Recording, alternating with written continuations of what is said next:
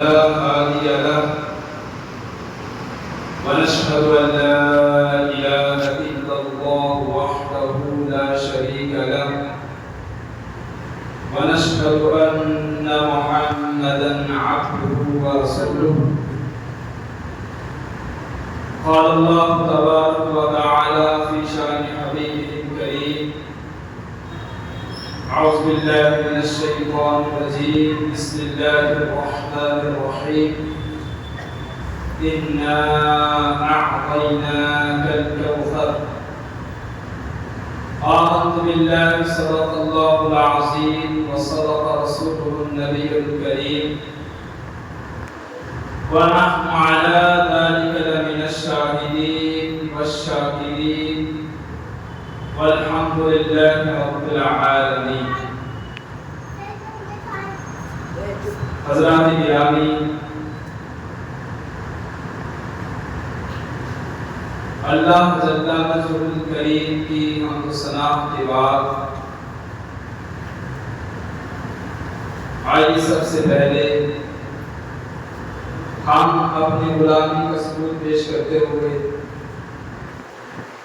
حضور سرور کائنات، مفخر موجودات، امام الانبیاء، محبوب کبریاء، احمد مصطفیٰ محمد مصطفیٰ صلی اللہ علیہ وسلم کی پیاری بارگاہ میں درود پاک کا نذرانہ پیش کریں کہ اللہم صلی علی سیدنا محمد وعلی آل سیدنا محمد واصحاب سیدنا محمد وبارک وسلم علیہ صلاة و سلام علیک یا رسول اللہ صلی اللہ علیہ وسلم. حضرات گرامی، اللہ تبارک و تعالیٰ کا شکر و احسان ہے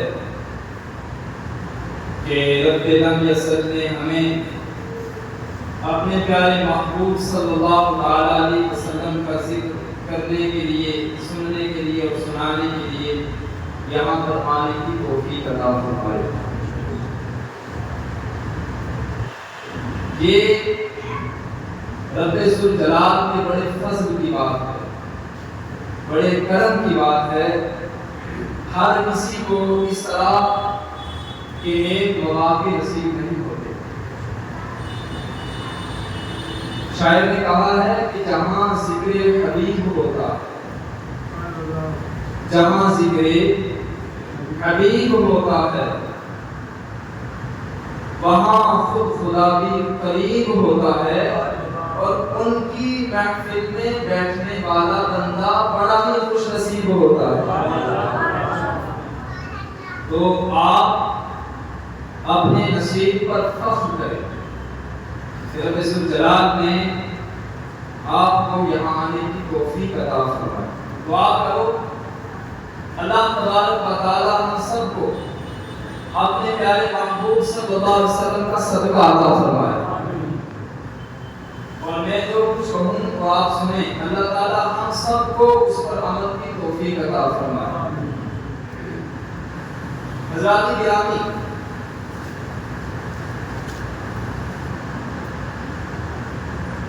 اللہ تبارک و تعالی نے جو مقام اور جو مرتبہ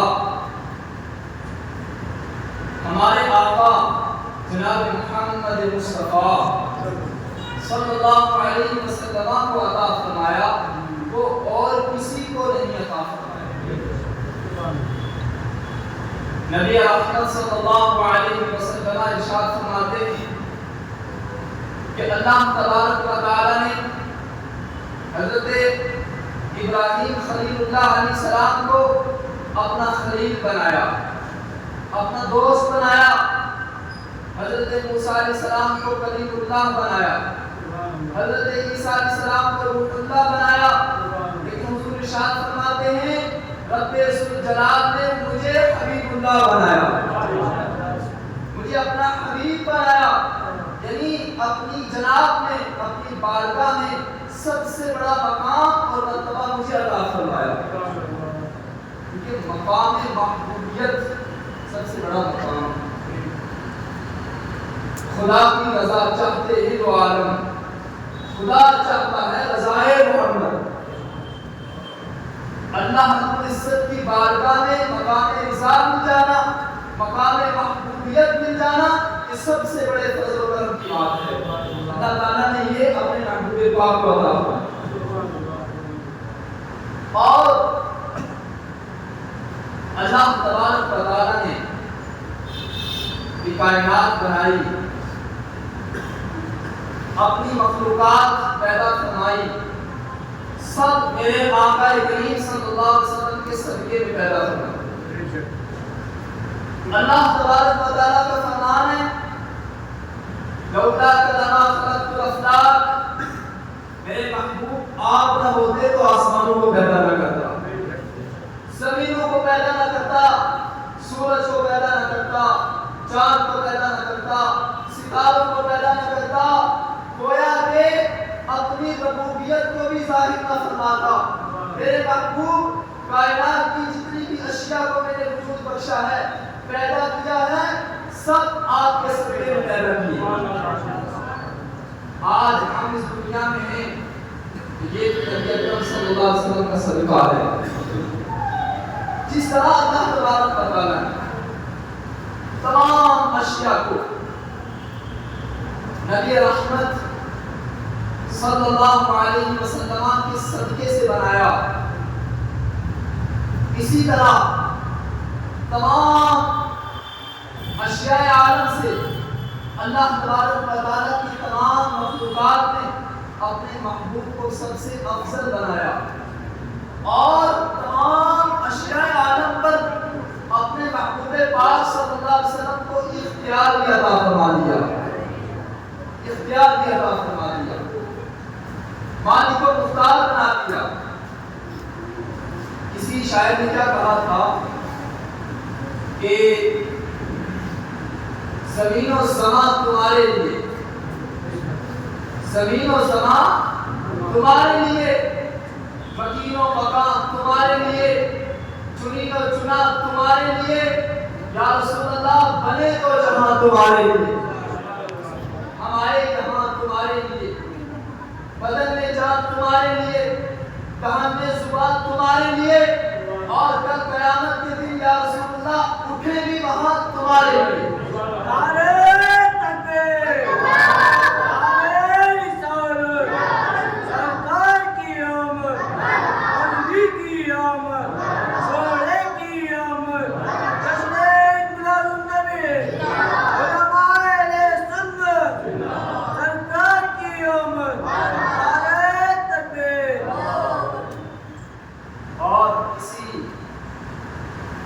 دوسرے شاعر نے اس کی منظر کشی اپنے انداز میں یوں بیان کی کہ حضور الاسلام سبب تخلیق کائنات میں، یعنی تمام کائنات کو وجود ملا تو حضور کے صدقے سے ملا۔ تو یوں فرماتے ہیں ہو نہ یہ پھول تو بلبل کا تبسم بنا، ہو یہ نہ پھول تو بلبل کا ترنم بھی نہ ہو، چمنے دہانے کلیوں کا تبسم بھی نہ ہو نہ یہ ساتھی تو پھر میں بھی نہ ہو، خود بھی نہ ہو، بزم توحید کی دنیا میں نہ ہو، تم بھی نہ ہو، خیمہ افلاک کا استادہ اسی نام سے ہے، نبض مستی تبش آمادہ اسی نام سے۔ تو میرے عزیزو، اتنی بات آپ سمجھ چکے ہیں کہ اللہ تبارک و تعالیٰ نے پوری کائنات کو بنایا کہ میرے آقا کریم صلی اللہ علیہ وسلم کے بولے صدقے بنے۔ جس طرح پوری کائنات کو حضور کے صدقے نے بنایا، تو پوری کائنات پر اللہ تعالیٰ نے اپنے محبوب کو اختیارات بھی عطا فرمائے۔ یہ اہل سنت والجماعت کا عقیدہ ہے، صحابہ کرام کا یہی عقیدہ رہا، تابعین کا یہی عقیدہ رہا، اتباع التابعین کا یہی عقیدہ رہا، ائمہ مجتہدین کا یہی عقیدہ رہا۔ آج سے 1400 سالہ پوری تاریخ اسلام اٹھا کر دیکھیں گے، آپ کو پورے اہل سنت والجماعت کا یہی عقیدہ عقیدہ رہا کہ اللہ تبارک و تعالیٰ کی عطا سے ہمارے آقا مالک کو رسوا رہے ہیں۔ لیکن افسوس کی بات یہ ہے کہ کچھ صدیوں قبل نجد میں ایک شخص پیدا ہوا جس کا نام عبد الوہاب نجدی۔ اس نے اپنے باطل عقائد اور نظریات کو ترویج کیا، اشاعت کیا، تبلیغ کیا اور لوگوں کو اہل سنت والجماعت سے کار کیا۔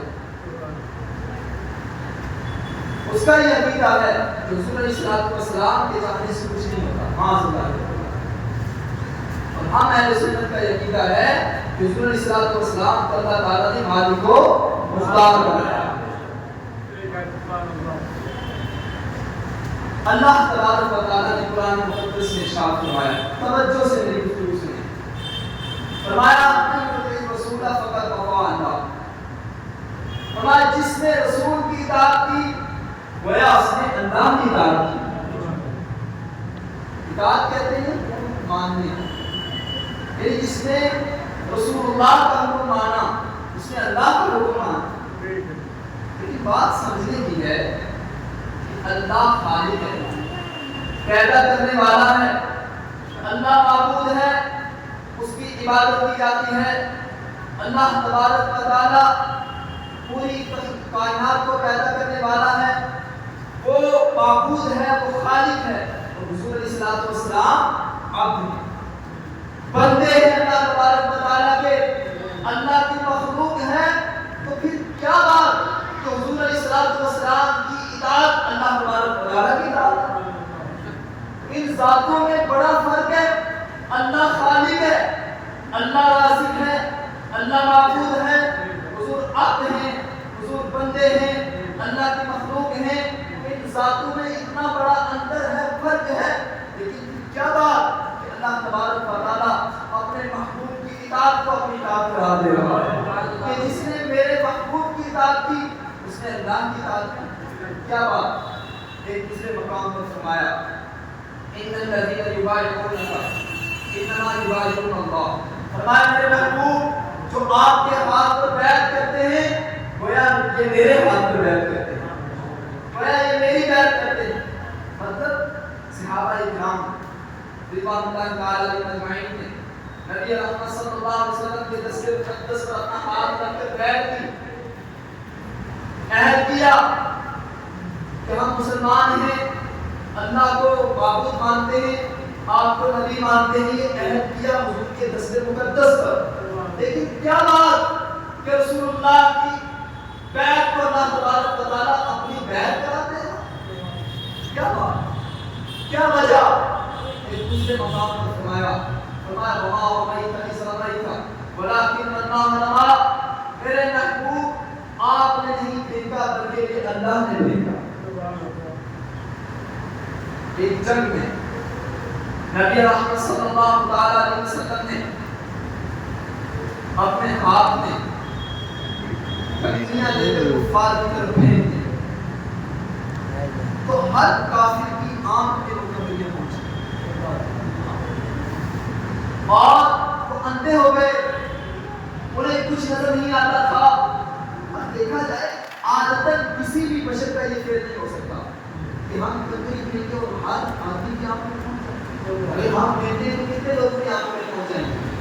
وہاں پورے لشکر کی ہر فرد کی آنکھوں میں کتنیاں پہنچ گئیں۔ اللہ تعالیٰ سے فرمایا میرے محبوب کہ آپ نے نہیں پھینکا بلکہ اللہ نے پھینکا۔ کیا بات، اللہ تعالیٰ اپنے محبوب کی اطاعت کو اپنی اطاعت قرار دے رہا ہے، اپنے محبوب کی بیعت کو اپنی بیعت قرار دے رہا ہے، اپنے محبوب کے پھینکنے کو اپنا پھینکنا قرار دے رہا ہے۔ ایک اور مقام پر فرمایا میرے محبوب اعلان کر دو قل ان کنتم تحبون اللہ فاتبعونی یحببکم اللہ، میرے محبوب اپنے غلام سے کہہ دو۔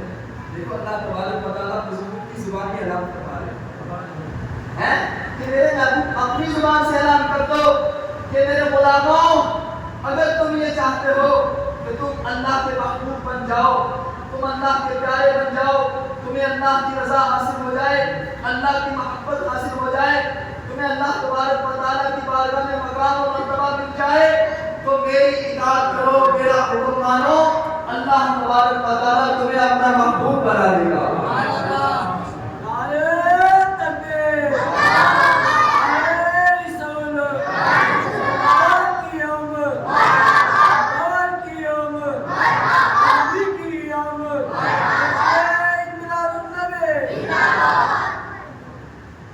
نبی رحمت صلی اللہ علیہ وسلم کی جس نے اطاعت کی، اللہ فرماتا ہے وہ میرا محبوب بن گیا۔ صرف محبوب ہی نہیں، اللہ اس کے گناہ بھی معاف فرما دیتا ہے۔ لیکن بات سمجھنے کی ہے، آپ کا ذہن ہے نا، بات یہ سمجھنے کی ہے، رسول اللہ کی اطاعت کو اللہ اپنی اطاعت قرار دے رہا ہے، رسول اللہ کی بیعت کو اللہ اپنی بیعت قرار دے رہا ہے، رسول اللہ کے پھینکنے کو اللہ اپنا پھینکنا قرار دے رہا ہے، اور یہ فرمایا جس نے میرے محبوب کی اطاعت کی وہ اللہ کا محبوب بن گیا۔ اللہ تبارک و تعالیٰ اس کے گناہوں کو معاف فرما دیتا ہے۔ کیا وجہ؟ اس کی وجہ یہ ہے میرے عزیزو، اللہ تبارک و تعالیٰ نے اپنے محبوب کو اپنا نائب بنا دیا ہے۔ آسان مثال دے سکتے جس طرح ہمارے یہاں کسی چیز کی خرید و فروخت ہوتی ہے، کوئی مکان بیچتا ہے، دکان بیچتا ہے، جگہ بیچتا ہے، کبھی تو وہ براہ راست بیچتا ہے، خود اپنے ہاتھوں سے بیچتا ہے، لیکن کبھی کسی دوسرے شخص کو مقرر کر دیتا ہے، کہتا ہے یہ میری پراپرٹی ہے، یہ میری دکان ہے، یہ ساز و سامان ہے، اس کو بیچنا ہے، تمہیں اختیار عام ہے، جو چیز بھی چاہتے ہو بیچ سکتے ہو۔ بات سمجھ آ رہی ہے نا؟ تقریب فہم کے لیے یہ مثال دے رہا ہوں۔ اب وہ شخص بیچتا ہے، مال اس کا اپنا نہیں ہوتا، مال مالک کا ہوتا ہے، لیکن اس کا بیچنا بھی مالک کا بیچنا ہوتا ہے۔ کیوں؟ کیونکہ مالک نے اس کو اجازت دے رکھی ہے کہ تو بیچ سکتا ہے، میری ملک میں تجھے تصرف ہے، تجھے اختیار ہے، جو چیز بھی چاہتا ہے بیچ سکتا ہے۔ بس اسی طرح رب ذوالجلال نے یہ کائنات بنائی، اللہ تبارک و تعالیٰ نے شریعت بنائی اور اپنے محبوب پاک صلی اللہ علیہ وسلم کو اختیار عام عطا فرما دیا۔ اب رسول اللہ صلی اللہ علیہ وسلم کے جانے سے کوئی کام ہوتا ہے، بظاہر حضور کے جانے سے ہوتا ہے، لیکن پیچھے مؤثر حقیقی رب ذوالجلال کی ذات ہوتی ہے۔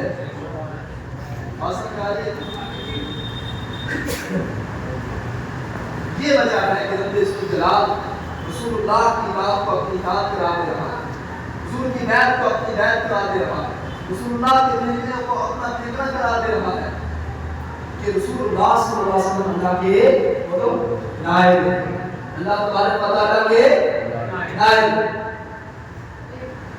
اللہ تعالیٰ نے رسول اللہ صلی اللہ علیہ وسلم کو دو طرح کے اختیار عطا فرمائے، اختیارات تشریعی اور اختیارات تکوینی۔ تشریعی اختیارات کا مطلب ہے شرعی معاملات کے اختیار، یعنی کسی چیز کو حرام کرنا، کسی چیز کو حلال کرنا، کسی چیز کو زائد کرنا، کسی چیز کو کم کرنا، اس کا مطلب ہے تشریعی اختیار۔ شریعت کس کی ہے؟ اللہ کی۔ دین کس کا ہے؟ اللہ کا۔ حلال کسی بھی چیز کو حلال کون کرتا ہے؟ بولو اللہ۔ حرام کون کرتا ہے؟ اللہ۔ قرآن مقدس کا اللہ نے فرمایا احل اللہ البیع وحرم الربا، اللہ نے بیع کو یعنی بزنس کو حلال کر دیا، اس کو حرام کر دیا۔ تو حرام کرنے والا کون؟ بولو اللہ۔ لیکن اللہ نے اپنے محبوب کو شریعت میں یہ اختیار دے دیا ہے کہ میرا محبوب کسی چیز کو حرام کرنا چاہے حرام کر سکتا ہے، اور کسی چیز کو حلال کرنا چاہے تو حلال کر سکتا ہے۔ یہ بڑی فضیلت ہے، شرعی معاملات میں اختیار کا ہونا یہ بڑا مقام ہے تکوینی اختیارات سے۔ اللہ نے اس کا قرآن مقدس میں ذکر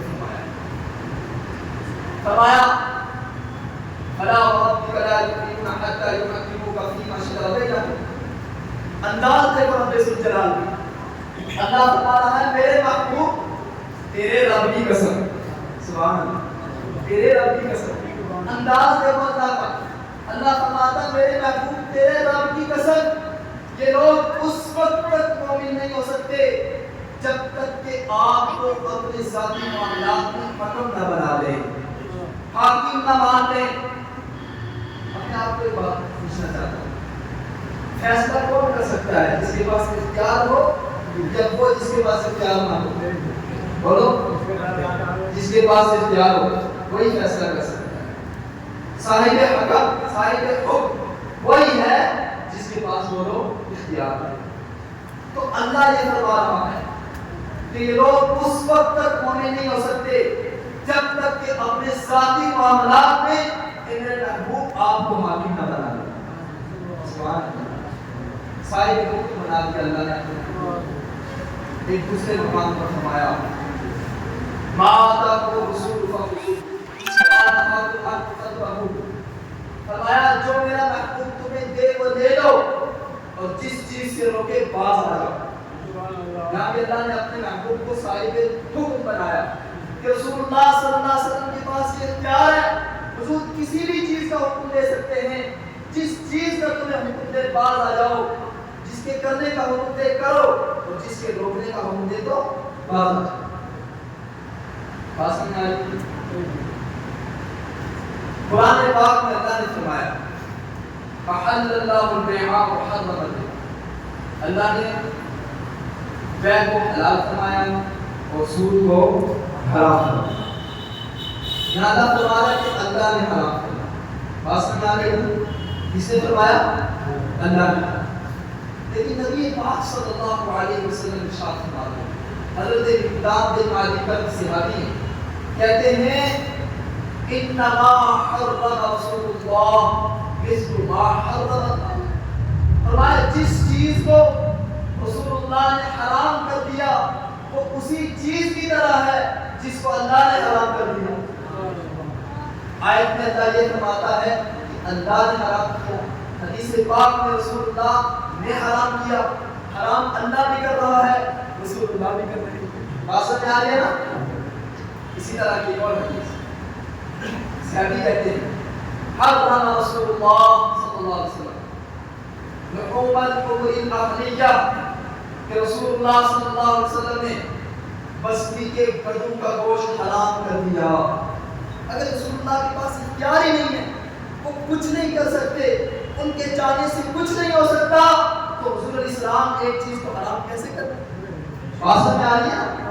سمجھ آ رہی ہے کہ رسول اللہ نے صلی اللہ علیہ وسلم بستی کے گدھوں کا گوشت حرام فرما دیا۔ ایک اور حدیث پاک رسول اللہ صلی اللہ علیہ وسلم نے ارشاد فرمایا لا تشرب مسکرا فإني حرمت كل مسکر، رسول اللہ نے ارشاد فرمایا صلی اللہ علیہ وسلم کہ نشہ دار چیز کو مت پیو، میں نے ہر نشہ دار چیز کو حرام کر دیا۔ بات سمجھ آ رہی ہے؟ تین حدیثیں میں نے آپ کے سامنے پڑھی، تینوں حدیثوں میں یہ ذکر ہے کہ رسول اللہ نے حرام کیا۔ آیت میں اللہ فرما رہا ہے کہ اللہ نے حرام کیا، حدیث میں یہ ذکر ہے کہ رسول اللہ نے حرام کیا۔ تو پتہ یہ چلا کہ اللہ تبارک و تعالیٰ کے پاس اختیار ہے حرام کرنے کا، کیوں؟ کیونکہ وہ خدا ہے، وہ مالک و مختار ہے، وہ رب ذوالجلال ہے، وہ خالق کائنات ہے، اس کے پاس یہ اختیار اپنے آپ ہے۔ اور رسول اللہ کو یہ اختیار جو ملا کہ رسول اللہ کسی چیز کو حرام کر رہے ہیں، یہ رب ذوالجلال کے دینے سے، یہ رب ذوالجلال کے عطا فرمانے سے ہے۔ اسی لیے اعلیٰ حضرت اللہ نے فرماتے ہیں خالق کل نے آپ کو مالک کل بنا دیا، خالق کل نے آپ کو مالک کل بنا دیا، دونوں جہاں میں آپ کے قبضہ اور اختیار ہے۔ اب حدیث پاک سنیں، ہم نماز پڑھتے ہیں، کتنی نمازیں ہیں؟ کتنی ہیں؟ 5۔ کیوں پڑھتے ہیں؟ کیونکہ اللہ نے حکم دیا ہے، اور اللہ تبارک و تعالیٰ کا یہ بندوں پر حق ہے۔ کیا ہے؟ بندوں پر اللہ کا حق ہے، نماز پڑھو۔ کتنی نمازیں ہیں؟ 5 نماز۔ 5 نمازوں کے پڑھنے کا اللہ نے حکم دیا ہے. کوئی شخص 5 نمازوں میں سے کم نہیں کر سکتا. کر سکتا ہے کوئی؟ نہیں کر سکتا. 5 ہی رہیں گی. پوری دنیا میں کوئی شخص ایسا نہیں ہے جو یہ دعویٰ کرتے کہ نہیں تم 5 نمازیں مت پڑھو، 2 نماز پڑھو، 1 نماز پڑھو، 4 نماز پڑھو، 3 نماز پڑھو. کسی کے پاس یہ اختیار نہیں ہے. کیوں؟ کیونکہ رب ذوالجلال نے 5 نمازوں کے پڑھنے کا حکم دے دیا ہے. بات سمجھ آئی نا؟ ایک صحابی حضرت فضالہ بن عبید رضی اللہ عنہ حاضر خدمت ہوئے. نبی رحمت صلی اللہ علیہ وسلم کی خدمت میں حاضر ہوئے اور رسول اللہ صلی اللہ علیہ وسلم نے ان کو بہت ساری چیزیں سکھائیں. یہ بھی سکھایا. یہ کہتے ہیں کہ رسول اللہ صلی اللہ علیہ وسلم نے مجھے بہت ساری چیزیں سکھائیں اور ایک یہ بات بھی سکھائی کہ میں 5 نمازوں کی محافظت کروں، یعنی پابندی کے ساتھ 5 نمازیں پڑھوں. صحابی رسول کہتے ہیں کہ رسول اللہ صلی اللہ علیہ وسلم نے مجھے بہت ساری چیزیں سکھائیں اور ایک یہ چیز بھی سکھائی کہ میں 5 نمازوں کو پابندی سے ادا کروں. کہتے ہیں کہ میں نے رسول اللہ صلی اللہ علیہ وسلم کی خدمت میں عرض کیا کہ یا رسول اللہ صلی اللہ علیہ وسلم میں بڑا مصروف ہوں، بڑا بیزی رہتا ہوں، 5 نماز نہیں پڑھ سکتا. یا رسول اللہ صلی اللہ علیہ وسلم میرے لیے کچھ تخفیف فرما دیں، میرے لیے کچھ بولو تخفیف فرما دیں. تو رسول اللہ صلی اللہ علیہ وسلم نے ارشاد فرمایا عصرین کی محافظت کرو. عصرین کی صحابی عرض کیا عصرین کیا؟ عصرین کیا؟ حضور نے ارشاد فرمایا عصرین کا مطلب یہ ہے کہ ایک وہ نماز جو سورج طلوع ہونے سے پہلے ہے اور ایک وہ نماز جو سورج غروب ہونے سے پہلے ہے. یہ 2 نماز پڑھو، یعنی فجر کی نماز پڑھو اور عصر کی نماز پڑھو. اب میں آپ سے پوچھنا چاہتا ہوں نمازیں 5 ہیں، یہ اللہ کا حکم ہے، لیکن رسول اللہ صلی اللہ علیہ وسلم اپنے صحابی کے لیے 2 نمازوں کا حکم دے رہے ہیں کہ تم 2 نمازیں پڑھو. 5 نمازوں میں سے رسول اللہ صلی اللہ علیہ وسلم نے اپنے صحابی کے لیے 3 نمازیں معاف کروا دی. یہ کون کر سکتا ہے؟ بولو کون کر سکتا ہے؟ جس کے پاس اختیار ہو، جس کے پاس پاور ہو، جس کے پاس قدرت ہو.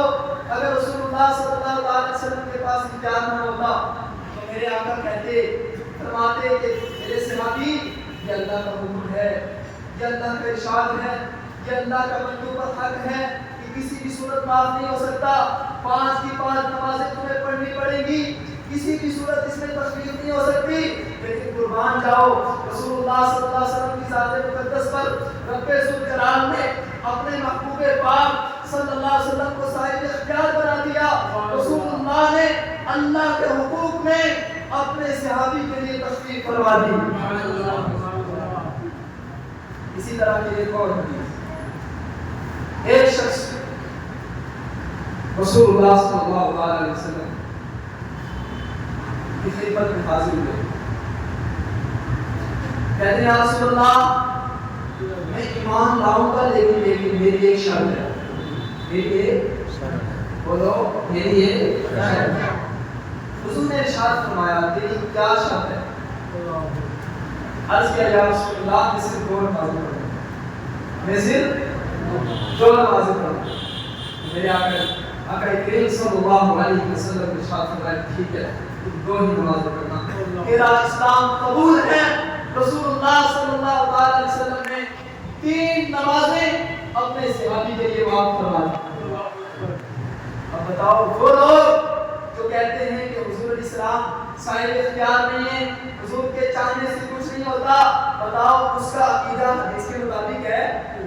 بولو نہیں، قرآن کے مطابق بھی نہیں، حدیث کے مطابق بھی نہیں. لہذا جن کا عقیدہ قرآن سنت کے مطابق نہیں ہے تو آپ کو ان کے پاس نہیں جانا چاہیے، ان لوگوں کے پاس نہیں بیٹھنا چاہیے۔ بد عقیدہ ہیں، کتنی بھی نمازیں پڑھیں، کتنے بھی روزے رکھیں، کتنی بھی عبادات کریں، ریاضات کریں، خیرات کریں، ان کی ساری عبادتیں رب ذوالجلال بروز قیامت ان کے منہ پر مار دے گا۔ میرے عزیزو، یہ ہے شریعت کے معاملات، اللہ نے اپنے محبوب کو اختیار رکھا۔ ایک صحابی بخاری شریف کی حدیث ہے کہ ایک صحابی رسول اللہ صلی اللہ علیہ وسلم کی خدمت میں حاضر، حضرت ابو ہریرہ روایت، اس ساری صحیح حدیث میں آپ کے سامنے پیش کرتا، صحیح حدیث۔ ہمارے اپنے علماء نے تو ان کو صحیح کہا، غیروں نے بھی ان حدیث کو صحیح کہا۔ ناصر الدین البانی کے بہت بڑے امام ہیں، انہوں نے ان تمام حدیثوں کو صحیح کہا جو میں آپ کے سامنے پڑھ کے سنا رہا ہوں۔ ایک شخص نبی رحمت صلی اللہ علیہ وسلم کی خدمت میں حاضر ہوا، عرض کیا یا رسول اللہ میں ہلاک ہو گیا، میں برباد ہو گیا۔ رسول اللہ صلی اللہ علیہ وسلم نے پوچھا تمہیں کیا کیا ہے؟ کیوں ہلاک ہو گیا؟ کیوں برباد ہو گیا؟ تجھ سے ایسا کیا ہو گیا؟ اس نے عرض کیا یا رسول اللہ صلی اللہ علیہ وسلم میں نے روزے کی حالت میں اپنی بیوی سے مباشرت کر دی، روزے کی حالت میں اپنی بیوی سے بدی کر بیٹھا، یا رسول اللہ میں برباد ہو گیا، میں ہلاک ہو گیا۔ اب شریعت کا کیا حکم ہے؟ شریعت کا حکم یہ ہے کہ اس کو کفارہ لازم ہے۔ کیا کفارہ؟ ایک روزے کا کفارہ یہ ہے کہ ایک غلام آزاد کرے، توجہ ہے نا نہیں تو ایک غلام آزاد کرے۔ غلام آزاد نہیں کر سکتا تو مسلسل 2 مہینے کے روزے رکھے، بلا نال مسلسل 2 ماہ کے روزے رکھے، 2 مہینوں کے روزے نہیں رکھ سکتا تو 7 مسکینوں کو کھانا ہے۔ یہ ایک روزے کا رسول اللہ صلی اللہ علیہ وسلم نے اس سے پوچھا کہ غلام آزاد کر سکتے ہو؟ عرض کیا یا رسول اللہ نہیں کر سکتا، غلام آزاد نہیں کر سکتا، میرے پاس اتنی طاقت نہیں ہے۔ رسول اللہ صلی اللہ علیہ وسلم نے پوچھا کیا مسلسل 2 ماہ کے روزے رکھ سکتے ہو؟ عرض کیا یا رسول اللہ 2 ماہ کے روزے بھی نہیں رکھ سکتا۔ حضور نے ارشاد فرمایا کیا 60 مسکینوں کو کھانا کھلا سکتے ہو؟ عرض کیا یا رسول اللہ 60 مسکینوں کو کھانا بھی نہیں کھلا سکتا، میں بڑا غریب ہوں، بڑا فقیر ہوں۔ تو رسول اللہ صلی اللہ علیہ وسلم نے دکھا دیا۔ نبی اکرم صلی اللہ علیہ وسلم کی خدمت میں کچھ بھوئے آئے، میرے آقا صلی اللہ علیہ وسلم نے ارشاد فرمایا کہاں ہے وہ شخص جو یہ کہتا تھا کہ ہلاک ہو گیا، میں برباد ہو گیا؟ حاضر ہوا، حضور نے ارشاد فرمایا لے جاؤ اس کو لوگوں میں صدقہ کر دو، تمہارا کفارہ ادا ہو جائے گا۔ عرض کیا یا رسول اللہ پورے مدینے میں مجھ سے بڑا فقیر کوئی نہیں ہے، مجھ سے بڑا مسکین کوئی نہیں ہے یا رسول اللہ، میں کس کو صدقہ کروں؟ میں صدقہ نہیں کر سکتا، سب سے بڑا فقیر میں ہوں، سب سے بڑا مسکین میں ہوں۔ تو رسول اللہ صلی اللہ علیہ وسلم نے ارشاد فرمایا لے جاؤ اپنے گھر والوں کو کھلاؤ، اپنے بچوں کو کھلاؤ، تمہارا کفارہ ادا ہو جائے گا۔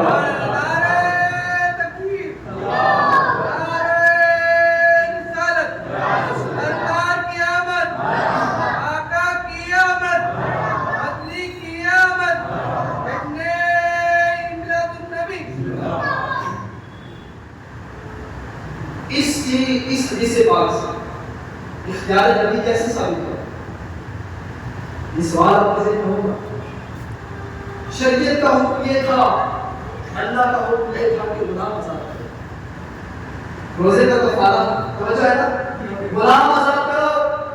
غلام آزاد نہیں کر سکتے 2 ماہ کے روزے رکھو، 2 ماہ کے روزے بھی نہیں رکھ سکتے تو 60 مسکینوں کو کھانا کھلاؤ۔ یہ اللہ کا حکم تھا اور اللہ تبارک و تعالیٰ کا حکم نہیں بدلتا، لیکن رسول اللہ صلی اللہ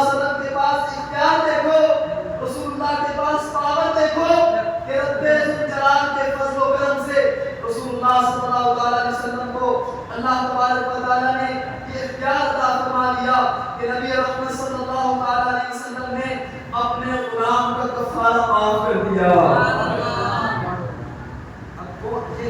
یہ کام کون کر سکتا ہے؟ کون کر سکتا ہے؟ میں آپ سے پوچھنا چاہتا ہوں، بتاؤ کون کر سکتا ہے؟ جس کے پاس اختیار ہو، جس کے پاس اختیار ہو، جس کے پاس پاور ہو، وہی شریعت کے معاملات میں تبدیلی کر سکتا ہے. جس کے پاس اختیار نہ ہو وہ نہیں کر سکتا. کیا ثابت ہوا کہ رسول اللہ صلی اللہ علیہ وسلم کو اللہ نے مالک کو مختار نعمتیں بانٹتا، جس سمت وہ ذیشان گیا ساتھ ہی منشی رحمت کا قلمدان گیا. ایک اور حدیث پاک سنو. حضرت برا بن عازب رضی اللہ عنہ صحابی رسول روایت کرتے ہیں کہ رسول اللہ صلی اللہ علیہ وسلم نے نماز عید کا خطبہ دیا. کیا کیا؟ خطبہ دیا. میرے آقا نے ارشاد فرمایا جو اللہ اور اس کے رسول پر ایمان رکھتا ہے اور ہمارے قبلے کی طرف نماز پڑھتا ہے تو وہ نماز عید سے پہلے ذبح نہ کرے. نماز عید سے پہلے ذبح نہ کرے. حضرت ابو درداء صحابی رسول کھڑے ہوئے عرض کرتے ہیں یا رسول اللہ صلی اللہ علیہ وسلم میں تو نماز عید سے پہلے ذبح کر چکا ہوں. میں تو بچہ ہے نا نماز عید سے پہلے ذبح کر چکا ہوں یا رسول اللہ. تو رسول اللہ صلی اللہ علیہ وسلم نے ارشاد فرمایا آپ قربانی کرتے ہیں بکری یا بکرا کتنے سال کا ہونا چاہیے؟ ایک سال. ایک سال سے کم ہو تو قربانی نہیں ہو سکتی. رسول اللہ صلی اللہ علیہ وسلم نے ارشاد فرمایا اپنے صحابی سے اپنے غلام سے میرے پاس کوئی اور جاتا ہے. عرض کیا یا رسول اللہ ایک بکری کا بچہ ہے 6 مہینے کا. تو رسول اللہ صلی اللہ علیہ وسلم نے ارشاد فرمایا جاؤ اس کو ذبح کر دو تمہاری قربانی ادا ہو جائے گی. تمہارے بعد کسی اور کے لیے جائز نہیں ہے. اب دیکھو اختیار نبی اختیار مصطفیٰ دیکھو ساتھ کا ہونا چاہیے تھا لیکن نبی رحمت صلی اللہ علیہ وسلم کو رب ذوالجلال نے بھی اختیار عطا فرما دیا ہے. اپنے کسی غلام کے لیے چاہے تو 6 ماہ کا بچہ بھی قربانی کے لیے قبول ہو سکتا ہے. یہ ہے اختیار نبی. یہ اختیارات مصطفیٰ رب ذوالجلال نے اپنے محبوب کو اختیارات عطا فرمائے. کتنے اختیارات عطا فرمائے. اور حدیث پاک سنا حضرت ابو ہریرہ رضی اللہ عنہ بیان کرتے ہیں کہ رسول اللہ صلی اللہ علیہ وسلم نے خطبہ دیا کہ لوگوں تم پر اللہ تبارک و تعالی نے حج فرض کر دیا ہے. حج فرض. حج کتنی بار فرض ہے؟ عمر میں ایک بار حج فرض ہے. ایک بار سے زائد نہیں. کوئی کرنا چاہے کر سکتا لیکن فرض صرف ایک بار. یہ اللہ کا حکم ہے. کس کا؟ اللہ کا. ایک ہی بار فرض. حضرت ابو ہریرہ کہتے ہیں رسول اللہ صلی اللہ علیہ وسلم نے خطبہ دیا کہ لوگوں تم پر اللہ تبارک و تعالی نے حج فرض کر دیا. حضرت ابو ہریرہ کہتے ہیں کہ ایک شخص کھڑا ہوا عرض کیا یا رسول اللہ صلی اللہ علیہ وسلم کیا ہر سال فرض ہے؟ کیا ہر سال فرض ہے؟ حضور خاموش ہے. 3 بار صحابی رسول نے یہی پوچھا کہ یا رسول اللہ کیا ہر سال فرض ہے؟ رسول اللہ خاموش ہے. پھر میرے آقا نے فرمایا لو قلت نعم لوجبت كل عام. فرمایا اگر میں ہاں کہہ دیتا تو ہر سال فرض ہو جاتا. اگر حضور ہاں کہہ دیتے تو ہر سال فرض ہو جاتا. ہمیں آپ سے پوچھنا چاہتے ہیں بلکہ اللہ نے ایک بار فرمایا، اللہ نے ایک بار فرمایا، لیکن رسول اللہ صلی اللہ علیہ وسلم کے پاس یہ اختیار ہے، یہ پاور ہے، رسول اللہ نے یہ اختیار دیا ہے، اگر چاہیں تو ہر سال فرض کر دیں، اگر چاہیں تو ہر سال۔ یہ ہیں وہ احکامات تشریعی امور جن میں اللہ تعالیٰ نے اپنے نبی کو اختیار دیا۔ کسی چیز کو حرام کرنا چاہو تو حرام، حلال کرنا چاہو تو حلال کر دیا، کسی سے کسی چیز کو معاف کرنا چاہو تو معاف کر دیا، تخفیف کرنا چاہو تو تخفیف کر دی۔ یہ اختیارات ہیں۔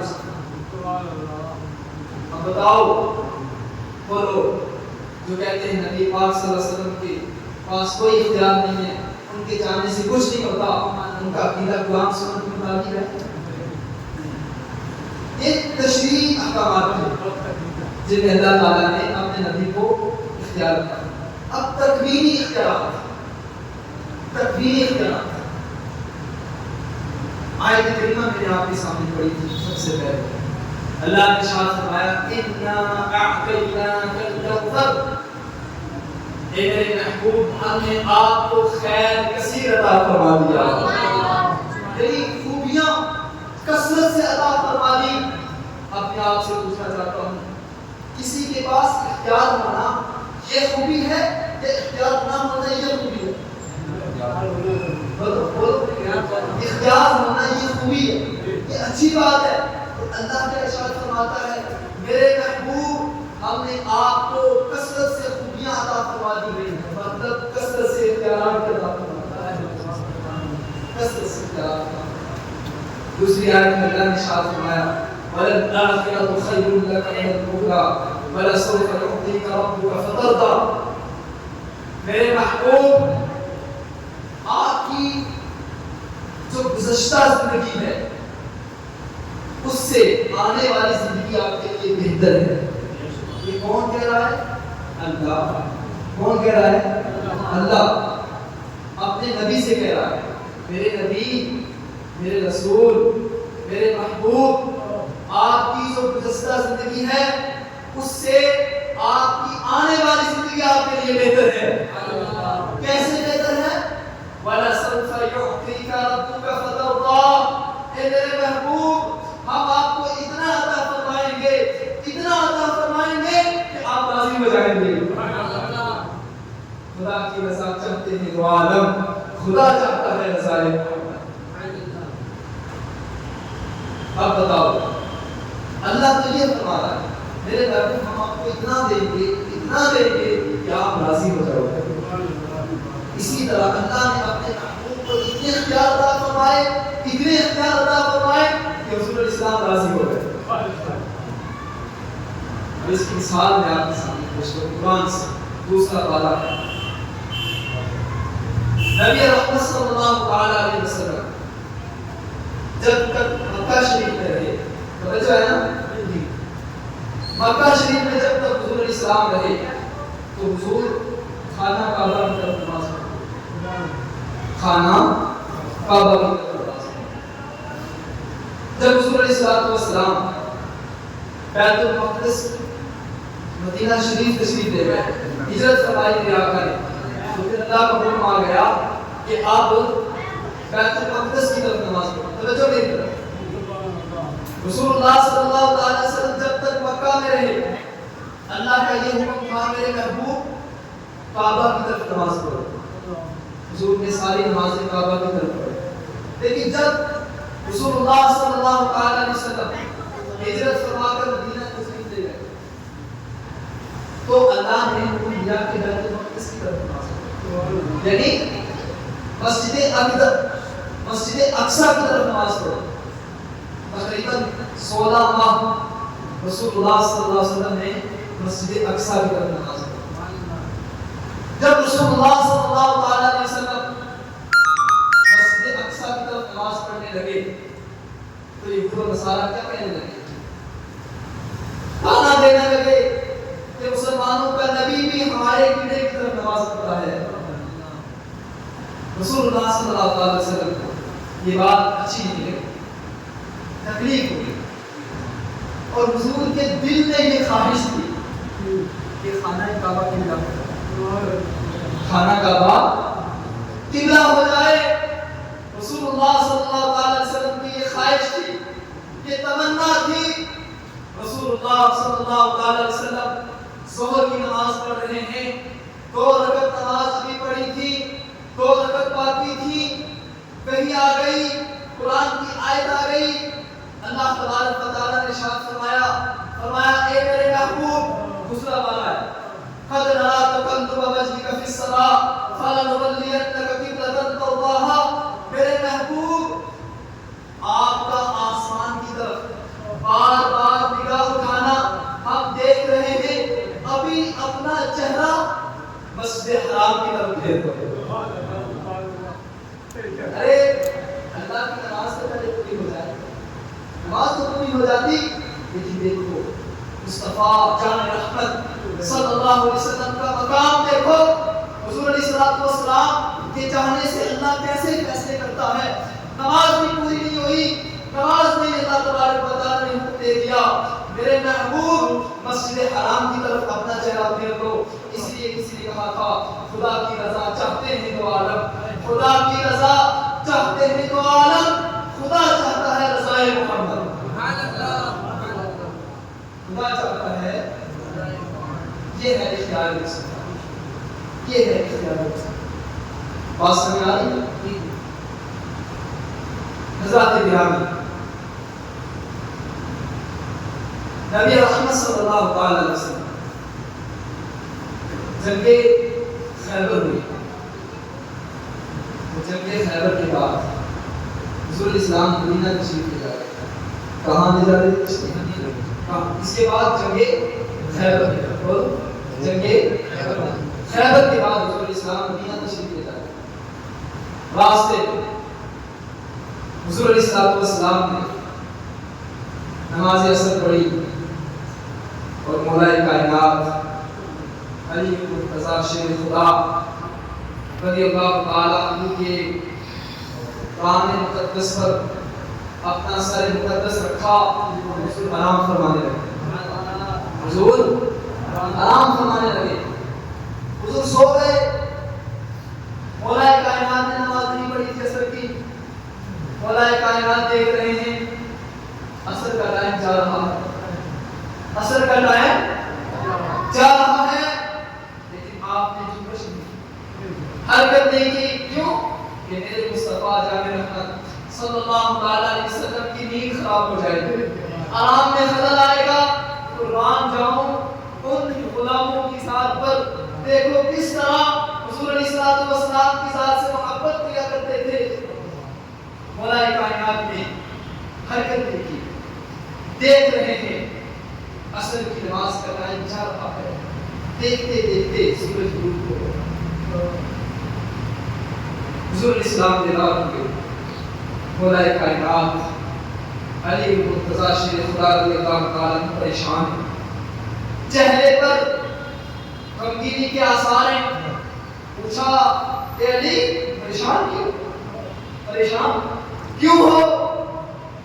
کیا بات ہے؟ کس چیز نے تمہیں پریشان کر رکھا ہے؟ عرض کیا یا رسول اللہ عصر کی نماز نہیں پڑھی تھی، عصر کی نماز قضا ہو گئی، اسی کو لے کر فکر مند ہوں، پریشان ہوں۔ تو میرے آقا صلی اللہ علیہ وسلم نے پوچھا پریشان کیوں ہوتے ہو؟ میرے آقا کریم صلی اللہ علیہ وسلم نے اپنی انگلی کا اشارہ فرمایا، ڈوبا ہوا سورج واپس آ گیا، مولا کائنات نے نماز عصر ادا کی۔ یہ ہے حضور السلام کا اختیار۔ سبحان اللہ، نعرہ تکبیر، نعرہ رسالت، علماء سنت، نعرہ حیدری۔ یہ ہے اختیار رسول۔ کون ڈوبے ہوئے سورج کو کون واپس لا سکتا ہے؟ کون لا سکتا ہے؟ بتاؤ، جس کے پاس اختیار وہی لا سکتا ہے، جس کے پاس اختیار نہ ہو تو وہ ڈوبے ہوئے سورج کو واپس لا سکتا ہے؟ تو نبی رحمت صلی اللہ علیہ وسلم ڈوبے ہوئے سورج کو واپس لے آئے، حضور اسلام تو بولو اس کو صاحب اختیار نہیں ہے، صاحب اختیار نہیں ہے؟ جی ہیں۔ اعلیٰ حضرت رحمۃ اللہ علیہ نے بیان فرمایا کہ مولا علی باری تیری نیند پر نماز وہ بھی اصل جو سب سے اعلیٰ قدر کی ہے. کہ مولا علی نے یا رسول اللہ صلی اللہ علیہ وسلم آپ کی نیند پر اپنی نماز قربان کر دی. یہ ہے اختیار کسی تکبیر اختیار. حضور کے چاہنے سے کیا کچھ نہیں ہوتا. حضور کے چاہنے سے تو بڑی بات مسئلہ کا وسعت ہے.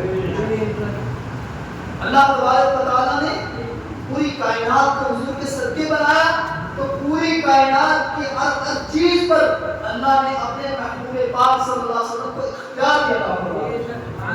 ہر چیز حضور کا کہنا مانتی ہے. ہر چیز حضور کا کہنا مانتی ہے. میرے عزیزو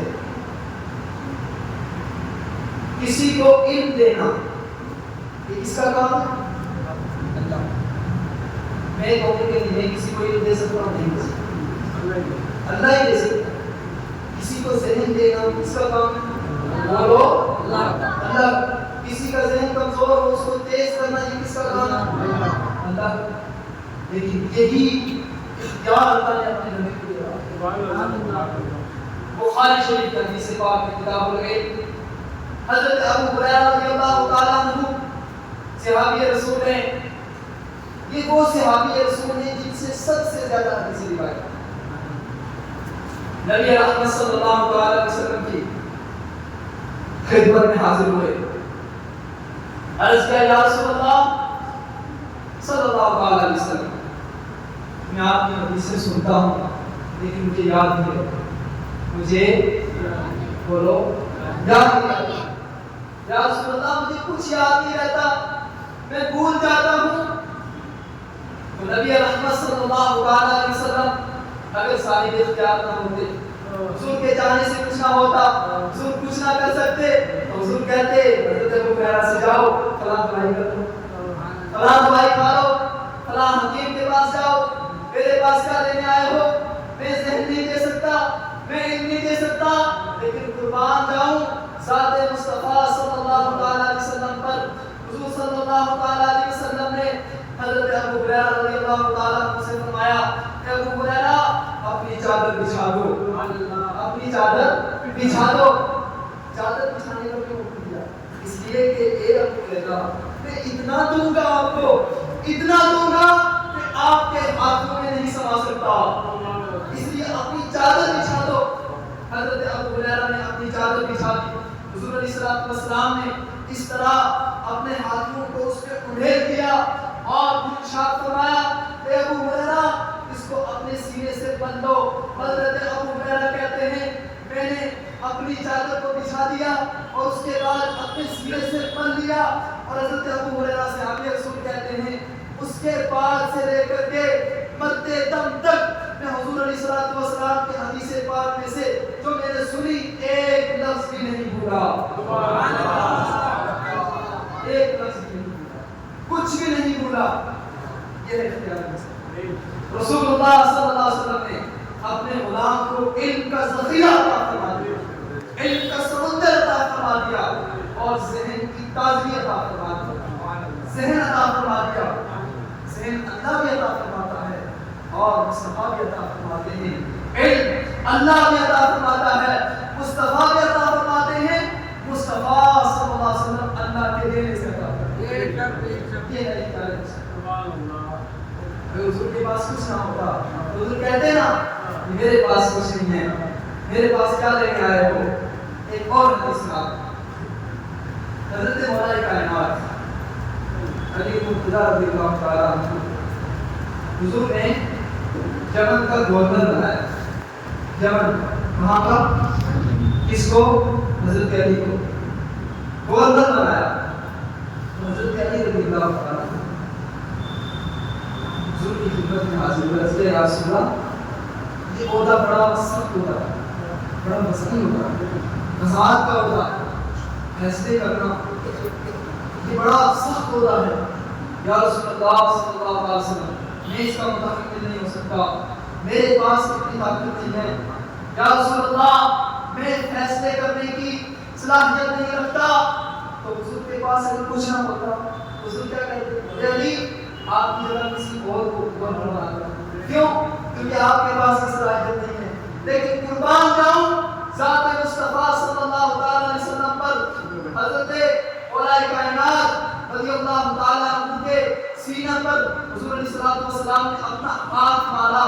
ہاتھ مارنا تھا کہ حضرت اولیاء کائنات علی المرتضی شیر خدا رضی اللہ تعالیٰ عنہ کے سینے میں علم کا سمندر گوجزب ہونے لگا. سبحان اللہ. علم کا سمندر ٹھانڈنے وانے لگا. اور آپ سنیں گے علماء سے کہ حضرت علی جتنے ماہر کے قضات میں فیصلے کرنے میں کوئی ماہر نہیں تھا. حضرت علی رضی اللہ تعالیٰ عنہ بڑے بڑے فیصلے چٹکیوں میں حل کیا. حضرت عمر فاروق اعظم رضی اللہ تعالیٰ عنہ جب تک فیصلہ نہیں کیا کرتے تھے جب تک اولیاء کائنات نہیں آتے. سبحان اللہ. ایک بار آپ نے فیصلہ کیا اور وہ صحیح نہیں تھا تو مولا کائنات نے بتایا کیسے. تو آپ نے فرمایا لولا علی لہلک عمر, اگر علی نہ ہوتے تو عمر ہلاک ہو جاتا. بڑے بڑے فیصلے مولا کائنات شیر خدا رضی اللہ تعالیٰ عنہ نے چٹکیوں میں حل کر دیے. یہ علم کی خیرات کہاں سے ملی؟ بولو کہاں سے ملی؟ یہ علم کا سمندر کہاں سے ملا؟ در حبیب سے ملا, در مصطفیٰ سے ملا. یہ ہے میرے آقا صلی اللہ علیہ وسلم کا اختیار. حضور علیہ السلام نے حضرت علی کو بھی علم عطا فرما دیا, حضرت ابو ہریرہ کو بھی علم عطا فرما دیا. اسی لیے کسی نے کہا تھا کہ نعمتیں بانٹتا جس سب کو ذیشان ہے ساتھ ہی منشی رحمت کا قدردان کر. میرے عزیزوں بیان بڑا کم ہے. حضور علیہ السلام کی ذات اتنی میٹھی ذات ہے کہ پوری رات آدمی اس کو ذکر کرتا رہے تو تھکتا نہیں. ایسے ہی ہے, تھکتا رہے. حضور علیہ السلام کیسے اپنے غلاموں کی مدد کرتے ہیں, کیسے اللہ نے کیا کرا. ایک واقعہ آپ کے سامنے ذکر کرتا ہوں. بہت بڑے امام ہیں, امام سعد الدین تفتزانی رحمۃ اللہ علیہ, بہت بڑے امام, اور ان کو تقریباً 800 سال کا عرصہ ہو چکا ہے. تشریف فرمائے ایسے تشریف لے گئے. کتنا عرصہ؟ تقریباً 800 سال. امام سعد الدین تفتزانی بہت بڑے امام, بہت بڑے امام. آپ جب علم حاصل کرتے بڑے کن ذہن کے, بڑے کن ذہن کے, جو بھی پڑھتے وہ یاد نہیں رہتا. انتہائی کے ادب تھے. استاد کو جب بھی کوئی مثال دینی ہوتی تو وہ سعد الدین تفتزانی کی مثال دیا کرتے. بیوقوفی کی مثال دینی ہوتی یا کن ذہنی کی مثال دینی ہوتی تو سعد الدین تفتزانی کی مثال دے. میرے سعد الدین کی طرح ایک رات امام سعد الدین تفتزانی رضی اللہ تعالیٰ عنہ رو رہے ہیں, گر گڑا رہے ہیں, سبق یاد کرتے ہیں, سبق یاد نہیں ہوتا, روتے ہیں, گر گڑاتے ہیں, سجدے میں گر جاتے ہیں, عرض کرتے ہیں یا اللہ میں عالم بننا چاہتا ہوں, میں علم سیکھنا چاہتا ہوں. علم سیکھنا تو اچھی بات ہے, عالم بننا تو اچھی بات ہے, یا اللہ پھر مجھے یاد کیوں نہیں رہتا, جو پڑھتا ہوں بھول کیوں جاتا ہوں. بار بار یاد کرتے ہیں, بار بار بھول جاتے ہیں, گر گڑاتے ہیں, روتے ہیں, تڑپتے ہیں.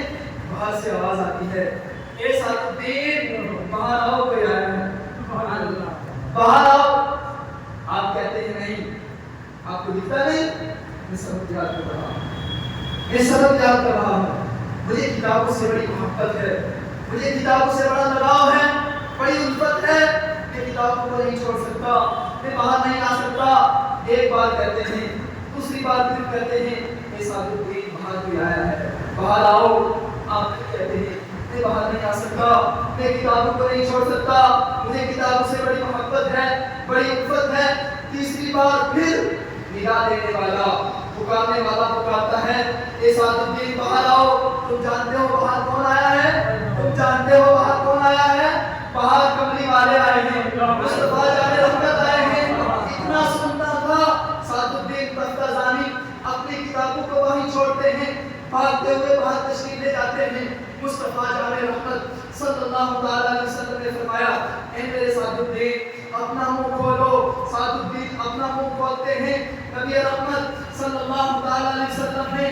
اپنا روابط عطا فرمایا. حضرت سعد الدین تفتازانی رضی اللہ تعالیٰ عنہ کو جب مصطفیٰ جان رحمت صلی اللہ تعالیٰ علیہ وسلم نے اپنا روابط عطا فرما دیا, سعد الدین کی دنیا بدل گئی, سعد الدین کے دل کی دنیا بدل گئی. وہ سعد الدین جو آج تک بے وقوف تھا, وہ سعد الدین جو آج تک انتہائی کن ذہن تھا, آج اس سعد الدین کے دل میں علم کا سمندر ہے, سینے میں علم کا سمندر ہے. صبح جاتے ہیں, استاد کی بارگاہ میں جاتے ہیں, استاد پر اعتراضات کرتے ہیں, اعتراضات کی بوچھار کرتے ہیں. استاد حیران ہے کہ سعد الدین آج کیسے بدل گیا, یہ سعد الدین آج کیسے تبدیل ہو گیا. یہ سعد الدین انتہائی کن ذہن تھا, انتہائی قوی تھا, انتہائی بیوقوف تھا, آج اس کی یہ حالت کیسے بدل گئی, آج اس کے پاس یہ علم کہاں سے آ گیا. استاد نے کہا اے سعد الدین کیا بات ہے, کیا راز ہے, معاملہ کیا ہے. استاد سے کہا استاد یہ بڑے راز کی بات ہے, یہاں نہیں بتاؤں گا, محفل میں نہیں بتاؤں گا, جو ہے اکیلے میں بتاؤں گا, تنہائی میں بتاؤں گا. استاد کو لے کر تنہائی میں جاتے ہیں, کہا سننا چاہتے ہو, سننا چاہتے ہو, یہ کیا راز ہے. فرمایا کہ راز یہ ہے کہ میں رات کو پڑھ رہا تھا, مجھے سبق یاد نہیں ہو رہا تھا, کوئی آیا, کسی نے پکارا, باہر سے پکارا, سعد الدین باہر آؤ. یہ باہر گیا, مصطفیٰ جان رحمت صلی اللہ علیہ وسلم تشریف لائے. مجھے حضور نے اپنا روابط عطا فرمایا, روابط عطا فرمانا تھا. میرے دل کی دنیا بدل گئی, میرے دل کی دنیا بدل گئی. استاد نے کہا اے سعد الدین بڑے افسوس کی بات, جس سعد الدین کو میں بڑا بیوقوف سمجھتا تھا, بڑا غبی سمجھتا تھا, وہ تو بڑا سمجھدار بھی تھا. استاد نے کہا اے سعد الدین کاش میں بھی کچھ ذہن ہوتا, کاش میں بھی کبھی ہوتا تو حضور میرے پاس بھی تشریف لاتے, مجھے بھی اپنا روابط عطا فرماتے, میرے بھی دل کی دنیا بدل جاتی. میں آپ سے پوچھنا چاہتا ہوں, دیکھو حضور علیہ السلام نے سعد الدین کو کیا سے کیا بنا دیا, کیا سے کیا بنا دیا. سعد الدین کیا تھا اور مصطفیٰ جان رحمت صلی اللہ علیہ وسلم نے کیا بنا دیا. مجھے نبی آقا کریم صلی اللہ علیہ وسلم کا اختیار, حضور علیہ السلام کو اللہ نے اختیار عطا فرمایا. آج بھی مصطفیٰ جان رحمت صلی اللہ علیہ وسلم مدینے میں تشریف فرما ہیں, لیکن اگر اپنے کسی غلام کی مدد کرنا چاہتے ہیں اور وہ مدینے سے تشریف لا کر مدد کر سکتے ہیں, جس طرح سعد الدین کی مدد. ایک اور حدیث پاک حضور صلی اللہ علیہ وسلم بخاری کی حدیث ہے, نماز پڑھا رہے ہیں اور نماز میں میرے آقا کریم صلی اللہ علیہ وسلم نے اپنا دست مقدس آگے کیا, نماز پڑھا رہے, نماز میں اپنا ہاتھ آگے کیا. صحابہ کرام دیکھ رہے ہیں, وہ تو حضور اسلام کی حالت ادا کو دیکھا, ان کی تو نماز اس وقت تک مکمل نہیں ہوتی تھی جب تک رخ زیبا کی زیارت نہیں کیا کرتے تھے.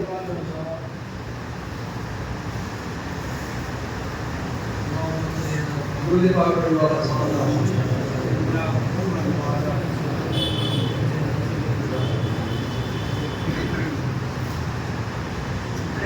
حضور علیہ السلام نماز پڑھا رہے ہیں, حضور نے اپنا ہاتھ آگے کیا اور پھر پیچھے کر لیا. صحابہ دیکھ, صحابہ دیکھ, جب نماز مکمل ہوئی تو پوچھ لیا, یہ صحابہ کرام کے اثرات پوچھتے رہے, معلوم ہوتا رہا, ورنہ آج ہمیں کیسے معلوم ہوتا. صحابہ کرام نے پوچھ لیا یا رسول اللہ صلی اللہ علیہ وسلم, آپ نماز پڑھا رہے ہیں, آپ نے ہاتھ آگے کیا پیچھے کر لیا, کیا ماجرا. حضور علیہ السلام نے ارشاد فرمایا کہ جنت میرے پیشے نگاہ تھی. سبحان اللہ, جنت میرے پیشے نگاہ تھی. میں نے دیکھا جنت میں انگور کا ایک گوشہ لٹک رہا ہے, میں نے چاہا کہ اس کو توڑ دوں, میں نے توڑنے کے لیے ہاتھ آگے بڑھایا، پھر میں نے اپنا ہاتھ پیچھے کر دیا، اس لیے کہ اگر میں اس کو توڑ لیتا اور وہ دنیا میں آ جاتا، قیامت تک ہر انسان اس کو کھاتا رہتا اور وہ ختم نہ ہوتا۔ میں آپ سے پوچھنا چاہتا ہوں، جنت کہاں ہے؟ ساتواں آسمان کے اوپر، 500 سال کی مسافت زمین سے لے کر آسمان تک، پہلے آسمان، پھر دوسرا آسمان، پھر تیسرا، پھر چوتھا، پھر پانچواں، پھر چھٹا، پھر ساتواں۔ ساتواں آسمان سے جنت اوپر ہے، اور مصطفیٰ کریم صلی اللہ علیہ وسلم کیا چاہتا ہے؟ میں نے چاہا اس کو توڑ۔ اب میں آپ کی توجہ اس پر مبذول کرنا چاہتا ہوں کہ توجہ کریں کہ حضور اسلام کا ہاتھ کہاں تک پہنچ سکتا ہے؟ جنت تک حضور اسلام کا ہاتھ پہنچ سکتا ہے۔ تو جس مصطفیٰ کا ہاتھ جنت تک پہنچ سکتا ہے، تو اس مصطفیٰ کا ہاتھ یہاں اللہ بات تک نہیں پہنچ سکتا۔ اگر میرے مصطفیٰ کریم صلی اللہ علیہ وسلم چاہیں تو اپنے غلام کی یہاں بھی مدد کر سکتے ہیں۔ یہ اختیار مصطفیٰ، حضور کے چاہنے سے کیا نہیں ہوتا؟ حضور کے چاہنے سے اللہ تبارک و تعالیٰ نے بہت کچھ کیا، حضور نے اپنے چاہنے سے بہت کچھ کیا۔ اللہ تبارک و تعالیٰ نے اپنے محبوب پاک صلی اللہ علیہ وسلم کو بڑی شان عطا فرمائی، بڑی پاور عطا فرمائی، بڑا اختیار عطا فرمایا۔ ایک اور واقعہ آپ کو سناؤں، بہت بڑے امام عاشق رسول ہے، حضرت امام محمد بن سعد شرف الدین کوسی، امام کوسی، امام کوسی، یہ کب کے ہیں؟ 6 صدی ہجری، کب کے؟ 6 صدی ہجری۔ حساب لگا تو کتنے سال ہو گئے؟ تقریباً 800 سال، 900 سال، 850 سال ہو چکے ہیں وہ تشریف لے گئے۔ امام کوسی رحمۃ اللہ تعالی علیہ بہت بڑے امام ہیں، بڑے قصیدے لکھا کرتے تھے، حضور کی بڑی نعتیں لکھی۔ ہوا یہ کہ امام کوسی رحمۃ اللہ علیہ کو پیرالائز ہو گئے، فالج کا اٹیک ہوا، مفلوج ہو گئے، ہاتھوں سے پاؤں سے بالکل لاچار ہو گئے، بے بس ہو گئے، چل نہیں سکتے تھے، پھر نہیں سکتے تھے، ایک ہی جگہ پر رہ گئے۔ امام بصری رحمۃ اللہ علیہ نے بڑا علاج کروایا، بڑے حقیق بدل دیے، لیکن کوئی فائدہ نہیں۔ ایک خیال ہے کہ میں حضور الاسلام کا قصیدہ، حضور کی شان میں نعت لکھوں، قصیدہ لکھوں، اور اس کے واسطے سے ہو سکتا ہے اللہ تبارک و تعالیٰ مجھ کو شفا عطا فرمائے۔ امام بصری رحمۃ اللہ علیہ نے قصیدہ لکھا، قصیدہ لکھنا تھا، آپ کی قسمت بدل گئی۔ آپ رات کو سوئے ہوئے ہیں، مصطفیٰ جان رحمت صلی اللہ تعالی علیہ وسلم خواب میں تشریف لے آئے، ارشاد فرمایا، اے میرے بصری، اے میرے بصری، اے میرے شرف الدین، وہ قصیدہ مجھے بھی سناؤ جو لکھا ہے۔ امام بصری رحمۃ اللہ علیہ نے وہ قصیدہ لکھا ہوا حضور علیہ السلام کو سنایا۔ حضور علیہ السلام بڑے خوش ہوئے۔ مصطفیٰ جان رحمت صلی اللہ علیہ وسلم نے اپنی چادر عطا فرمائی، ارشاد فرمایا، اے میرے بصری، اس چادر کو اپنے جسم پر بن دو۔ اس چادر کو بننا تھا کہ امام بصری رحمۃ اللہ تعالی علیہ خواب میں دیکھتے ہیں، بالکل صحیح ہو گئے، آپ کا مرض جاتا رہا، آپ کی بیماری جاتی رہی، صبح اٹھتے ہیں، کیا دیکھتے ہیں؟ وہ چادر وہیں پر موجود تھی، اور آپ کا جسم بالکل صحیح سلامت تھا۔ وہ چادر کیسے آپ کے پاس آئی اور آپ کا جسم کیسے بالکل صحیح سلامت ہوا؟ امام بصری رحمۃ اللہ علیہ گھر سے باہر نکلے، ابھی راز کی بات تھی، یہ راز کی بات تھی۔ امام بصری رحمۃ اللہ علیہ صرف اس کو جانتے تھے اور کوئی نہیں جانتے تھے، لیکن جب آپ گھر سے باہر نکلے، شیخ ابو الرجاء بہت بڑے ولی تھے، انہوں نے امام بصری رحمۃ اللہ علیہ کو روکا، کہا ایک بصری وہ قصیدہ مجھے بھی تو سناؤ جو رات کو مصطفیٰ جان رحمت صلی اللہ علیہ وسلم کو سنا رہے تھے۔ آپ نے فرمایا ارے آپ کو کیسے معلوم ہوا؟ وہ تو میرے اور مصطفیٰ کریم صلی اللہ علیہ وسلم کی بات ہے، آپ کو کیسے معلوم ہوا؟